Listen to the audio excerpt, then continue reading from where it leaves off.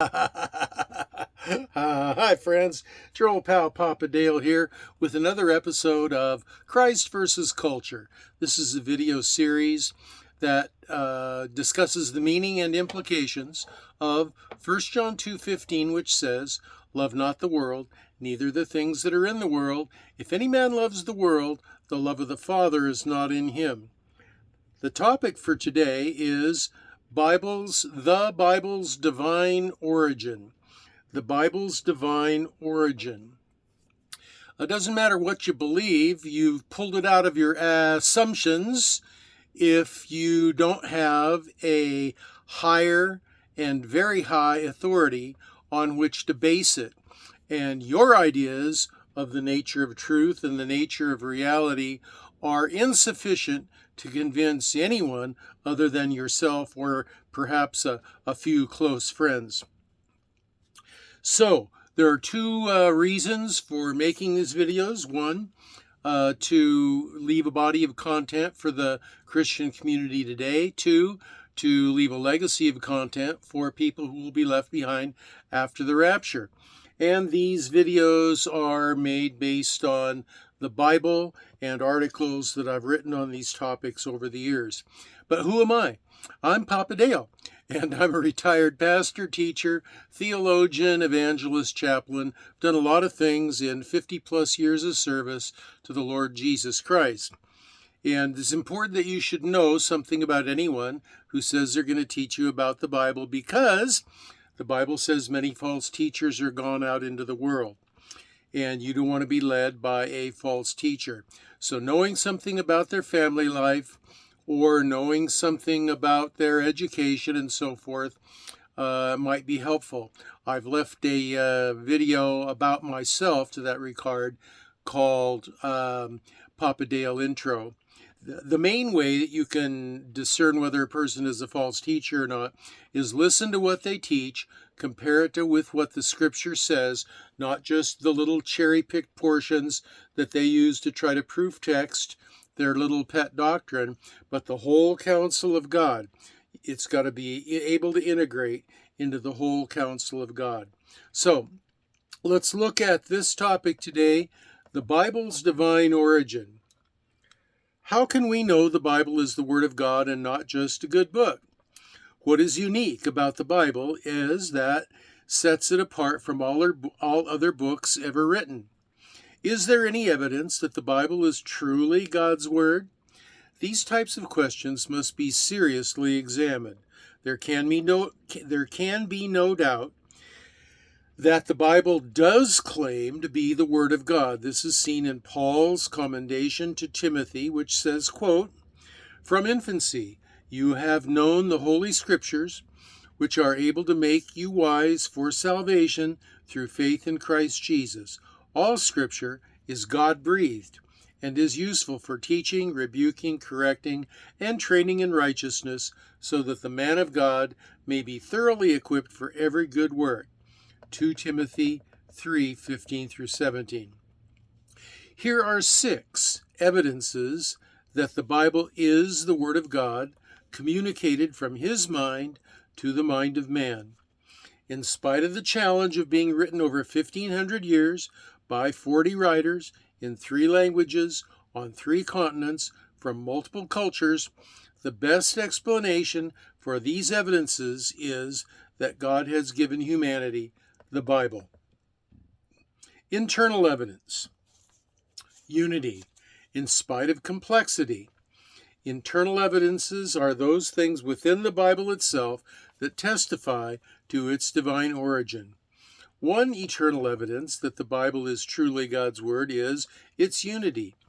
Even though it is really, as I stated a moment ago, 66 individual books written on 3 continents in 3 languages over a period of about 1,500 years by more than 40 writers who came from many walks of life, the Bible remains one unified book from beginning to end without contradiction. This unity is unique from all other books and is evidence to the divine origin of the words that God moved men to record. Prophecy. Fulfilled predictions. Another internal evidence that indicates the Bible is truly God's Word is prophecy. The Bible contains hundreds of detailed prophecies relating to the future of various nations, certain cities, and all mankind. Other prophecies concern the coming of the Messiah, the Savior of all who would believe in him. Unlike the misty prophecies found in other religious books, or those by men such as Nostradamus, which are inspecific, biblical prophecies are extremely detailed. There are over 300 prophecies concerning Jesus Christ in the Old Testament. Not only was his lineage foretold and where he would be born, but also how he would die and that he would rise again. There simply is no logical way to explain the fulfilled prophecies in the Bible other than the citing of divine origin. There is no other religious book with the amount of detailed, predictive prophecy the Bible contains. Pardon me. Impact. The historic, worldwide, cross-cultural, and intergenerational impact of the Bible is a third internal evidence of divine origin. It is unique and has authority and power. While this evidence is more subjective than the first two, it is no less a powerful testimony that the Bible is God's Word. The Bible's authority is unlike that of any other book ever written. The power is seen in the way countless lives have been supernaturally transformed. Drug addicts have been cured, homosexuals set free, derelicts and deadbeats transformed, hardened criminals reformed, sinners rebuked, and hate turned to love by what it communicates. The Bible does possess a dynamic and transforming power that is only possible because it is truly God's Word. Well, that's internal evidence. What about external evidence? Accuracy, verified historicity. There are also external evidences that indicate the Bible is truly the Word of God. One is the historicity of the Bible. Because the Bible details historical events, its accuracy is subject to verification, like any other historical document. Through archaeological evidence and extra-biblical writings, the historical accounts of the Bible proved time and again to be accurate and true. In fact, all the archaeological and manuscript evidence supporting the Bible makes it the best documented book from the ancient world. That the Bible accurately records historically verifiable events helps substantiate its claim to be the very Word of God and supports trust concerning other matters the Bible addresses. Integrity. Another external evidence that the Bible is truly God's Word is the integrity of its human authors. In studying the lives of the authors of Scripture, we find them to be honest and sincere. The fact that they were willing to die, often excruciating deaths, for what they believed testifies that these men truly believed God had spoken to them. The men who wrote the New Testament and many hundreds of other believers, see 1 Corinthians 15:6, knew the truth of their message because they had spent time with Jesus Christ after he had risen from the dead. Seeing the risen Christ had a tremendous impact on them.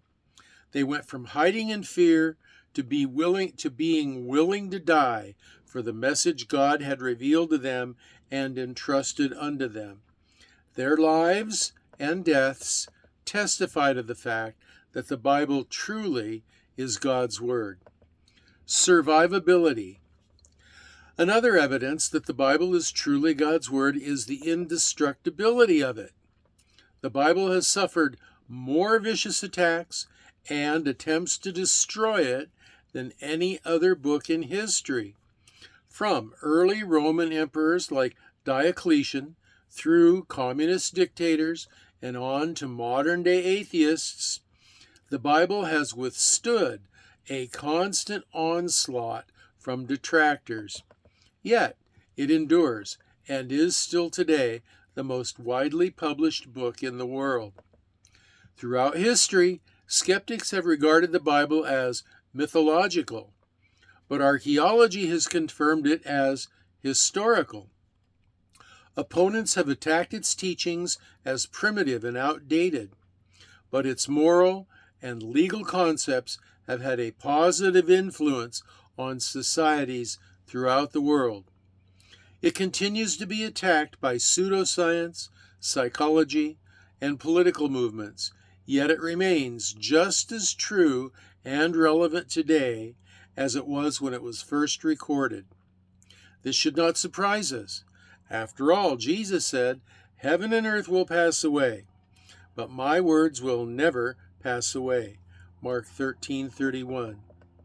The Bible is unique among books and has transformed countless lives and swayed entire cultures. After looking at the evidence, one can say without a doubt that God has spoken and that, yes, the Bible is truly God's Word. Well, folks, every philosophy, every teaching, every religious idea must have an authority. As I said early on in this teaching, one can fantasize about anything they would like reality to consist of, but the objective truth is you are limited in time. If you're old, you're 80 years old. Out of a history of human race that's at least 6,000 years old. That's just a speck of time.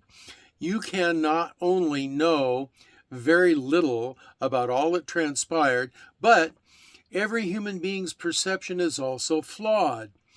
We can only see a tiny portion of the light spectrum. We can only hear a tiny portion of the sound spectrum.